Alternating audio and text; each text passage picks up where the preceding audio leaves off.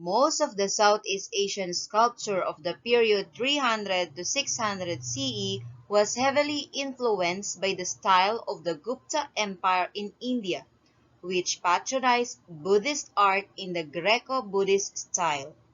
Buddhist art in Asian nations was formed each by direct contact with Indian traders and also the growth of the Mon kingdom.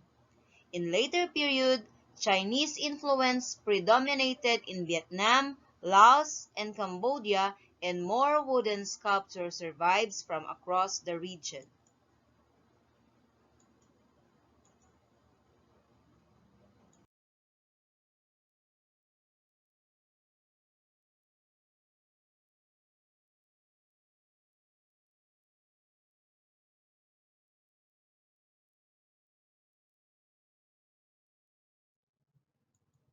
In the Philippines, Filipino sculptors came to be known in the middle of the 19th century.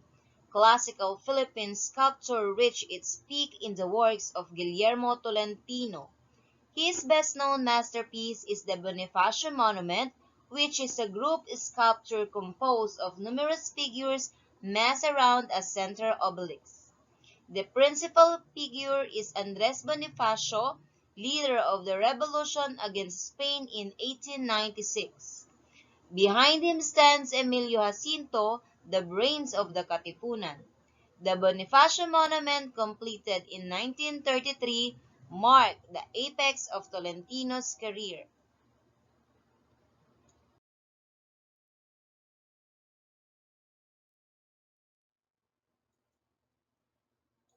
Here are the well-known sculptures in Southeast Asia.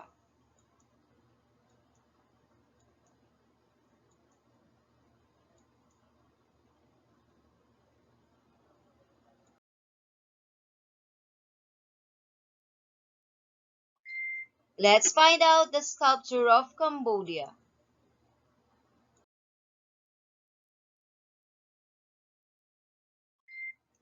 For many thousands of years, the art of stone carving was flourished in Cambodia. From small statues to the breathtaking carvings found in Angkor Wat, this art medium has become one of the country's most cherished art forms. Stone carving has been both a passion and a livelihood for many Cambodian sculptors.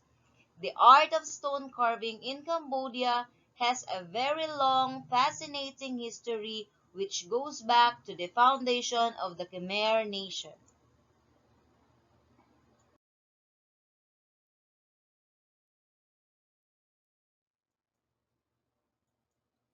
This is the stone carving in Cambodia.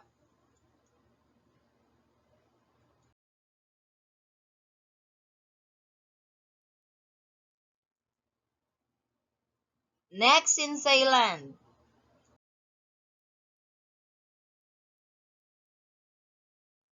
Thailand is world famous for its sculpture that dates back 4,000 years. The most commonly used materials are wood, stone, ivory, clay, and various metals. The most notable sculptures are the Thai bronzes, famous for their originality and grace. This famous sculpture in Wat Po in Bangkok is 46 meters long and 15 meters high.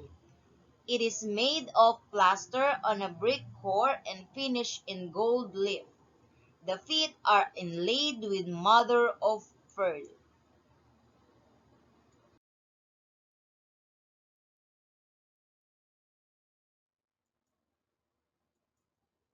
This is the Wat Po in Thailand.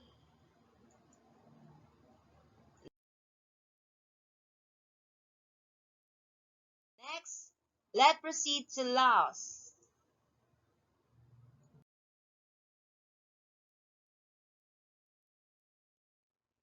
If Cambodia has stone carvings, Lao artisans use a variety of media in their sculptural creations.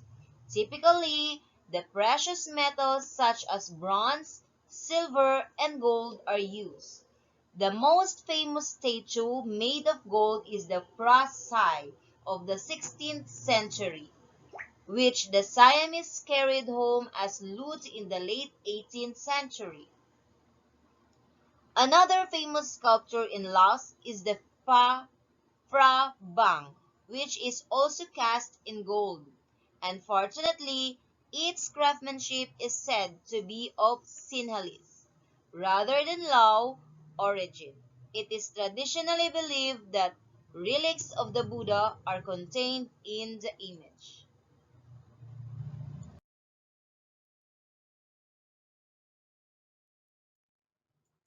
This is the Prasai,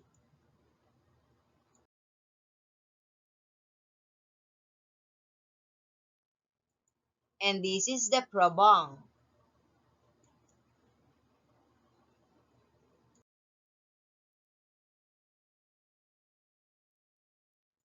Next, we have the sculptures in Vietnam.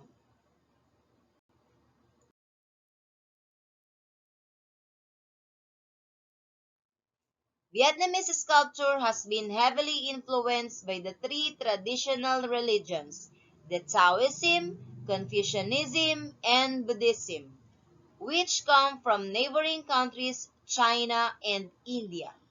Among the famous sculptures is the 10,000-year-old carving which can be seen on the Dong Noi cave.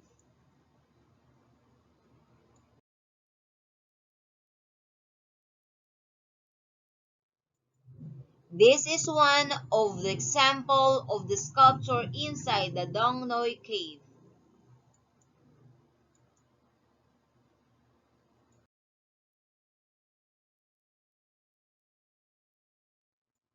Next, in Indonesia.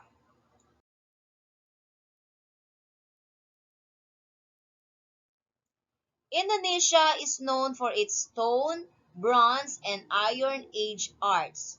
The sculptures can be found in numerous archaeological sites in Sumatra, Java, to Sulawesi. The native Indonesian tribes usually create sculptures that depict ancestors, deities, and animals. This is evident in the pre-Hindu Buddhist and pre-Islamic sculptures from the tribes. The most amazing sculptures are the Asmat wooden sculpture of Papua, the Dayak wooden mask and sculpture, the ancestral wooden statue of Tohara, and also the totem-like sculpture of Batak and Nias tribe.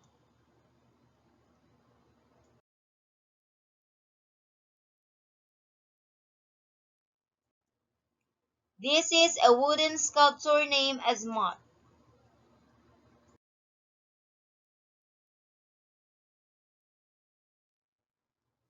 And this is the Dayak wooden mask.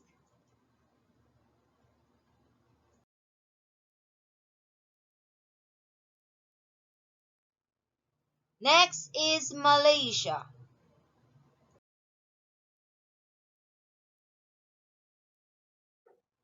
Most of Malaysia's sculptures are relief. These are partially carved into or out of another surface. These sculptures rely on a base or plane to support them and are a combination of both three-dimensional and two-dimensional art forms.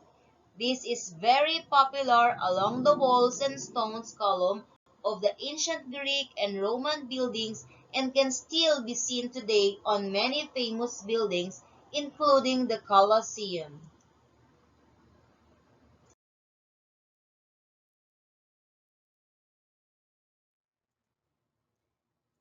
This is one of the example of the best relief carving on Puerta de Santiago in Malacca, Malaysia.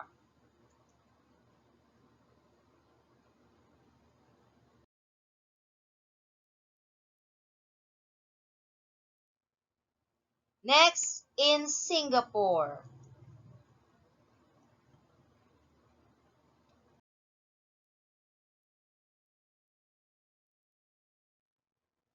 This is the statue of Merlion.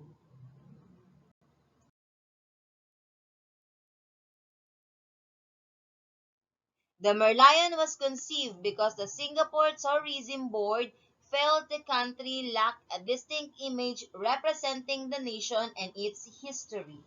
They set out to fabricate an icon which could tap into the particular myths and folklore of the area, many of which feature sea beasts and magical fish creatures. The Merlion is also partly inspired by the story of how Singapore got its name, or the Singapura story. The Sentosa Merlion is the biggest replica, standing at 37 meters and made from glass reinforced concrete.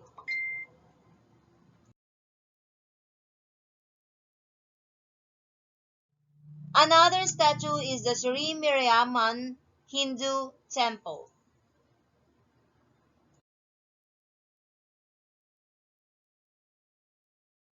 The Sri Mariamman Hindu temple, with sculptures of different images, is almost as old as Singapore itself. This was constructed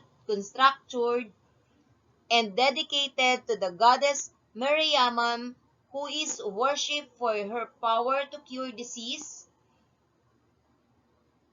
Early Singapore was mostly jungle, so disease was rampant. Its most interesting feature is its impressive gopuram or tower over the main entrance, which is decorated with numerous Hindu deities.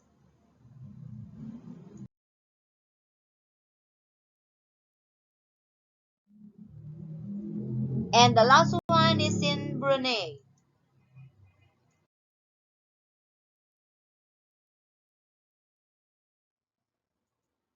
This is the Persian Damuan.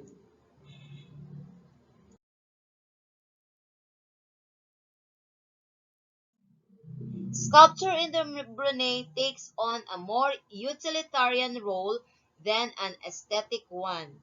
The people of Brunei have a long tradition as excellent craftsmen, using bronze and silver to create adornments and functional items such as bowls, tools, and the like.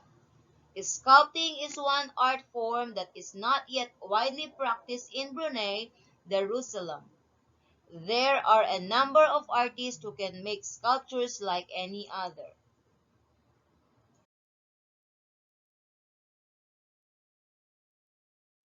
Now let's check your understanding. Direction. Name the different sculpture in Southeast Asia and the country of origin. Next, for your quiz number 2, you have to copy and encircle the letter of the best answer.